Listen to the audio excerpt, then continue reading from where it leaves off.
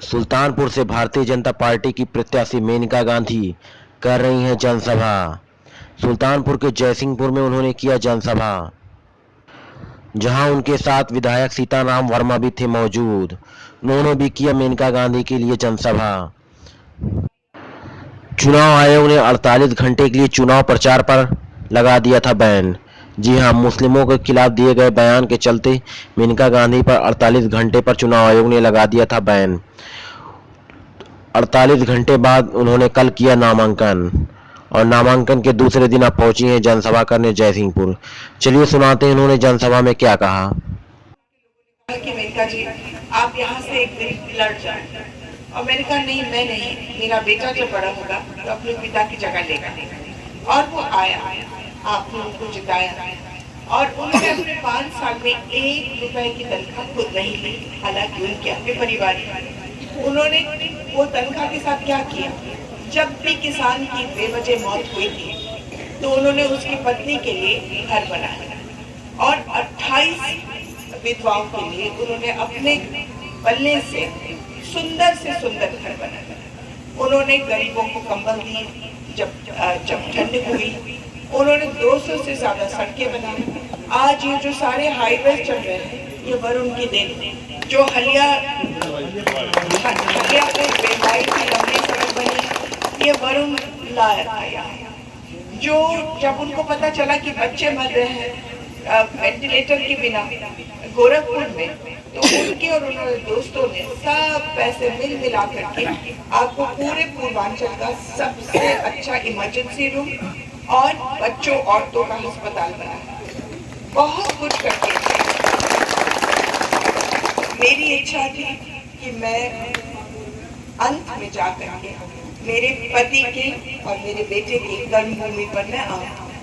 और फिर मैंने पार्टी से मांग की, और मैं खुश हूँ कि उन्होंने मेरी मांग स्वीकार कर ली, और आज मैं आपके सामने आई हूँ। मेरा प्यार आपका मेरा बहुत पुराना, और कभी ऐसे हिंदुस्तान में हुआ नहीं कि पहले पिता आए, फिर बेटा आया, फिर माँ आई, लेकिन हुआ है इसके साथ कुछ बहुत ही कोई पिछले जन्म का रिश्ता होगा। मैं कौन हूँ मैं बता दूँ। मैं 7 दफा पीलीभीत में जीती।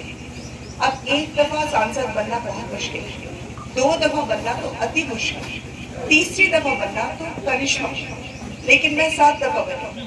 वजह क्या है? वजह ये है कि मैं सांसद तो हुई हूँ, लेकिन सांसद से बढ़कर के मैं क्षेत्र की माँ।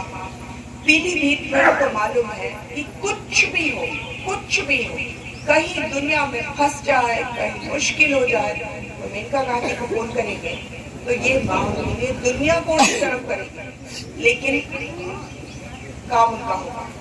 डॉक्टर सीता सरन जी से पूछे, आज सुबह एक आदमी ने फोन किया, बताइए मैंने एक नौकरी के लिए अप्लाई किया था प्राइवेट सेक्टर में एम्बुलेंस के ड्राइवर की, और मुझे वो नौकरी मिल गई, लेकिन बशर्ते कि मैं 20,000 रुपए का डिमांड ड्राफ्ट उनको कल तक भेजूं।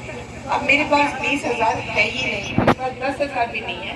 मैं तो बहुत गरीब इंसान था जो ड्राइवर की नौकरी मांग रहा।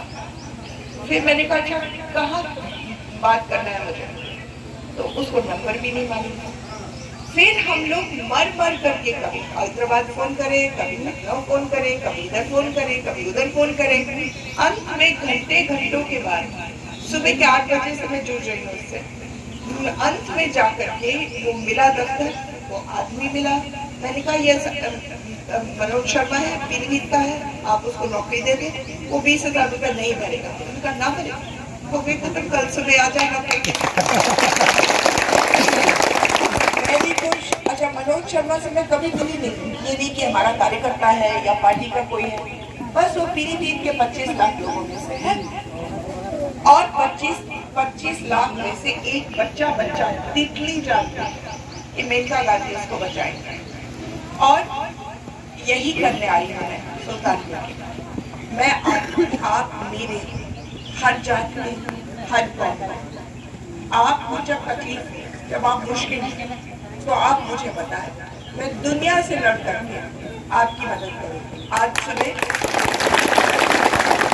डॉक्टर साहब तब भी बैठे थे जब एक औरत आई और उसने कहा कि आपने 3 दिन पहले मैं आपके पास आई थी और मैंने कहा था कि एक नींव मैंने लगानी है गांव में, और मेरा पड़ोसी इतना दबंग है कि जब मैं जाती हूँ अपने खुदाई करने के लिए अकेली औरत, तो वो मुझे मारा पीटी करता है।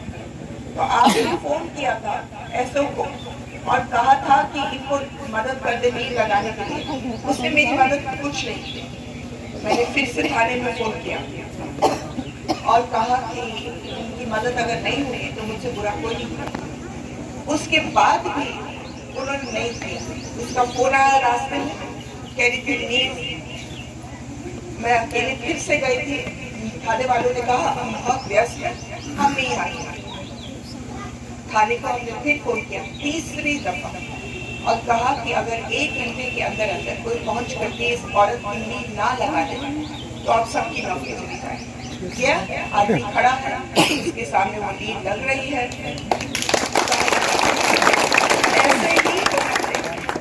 ऐसे ही होना चाहिए। एक आदमी आया, उसने कहा कि मैं 1 साल से घर नहीं गया हूँ। क्यों नहीं गया? क्योंकि मैंने एक बिजली का कनेक्शन लिया था गांव में, और गांव वालों और बिजली वालों ने मुझे कनेक्शन के 6 लाख रुपए का बिल भेजा। अब 6,27,000 लिखा। मैं कभी घर पर छापा मार रहे, कभी जमीन मिले, कभी मुझे जेल में डाल रहे। तो मैं तो जी भाग गया। एक अच्छा 1 घंटा देगा। हमने बिजली वालों को फोन किया और उसको वहां भेजा। शाम को उसका फोन आता है, इनका जी कोटि कोटि धन्यवाद। 6,27,000 से नीचे गिरते गिरते 19,000 हो गए, और 19,000 भी 300 की किस्तों में वो मुझसे ले गए। अब मैं भी खुश, वो भी खुश। सब्सक्राइब करें हमारे चैनल पॉकेट न्यूज़ 24 को, ताकि लेटेस्ट वीडियो नोटिफिकेशन से मिलती रहे।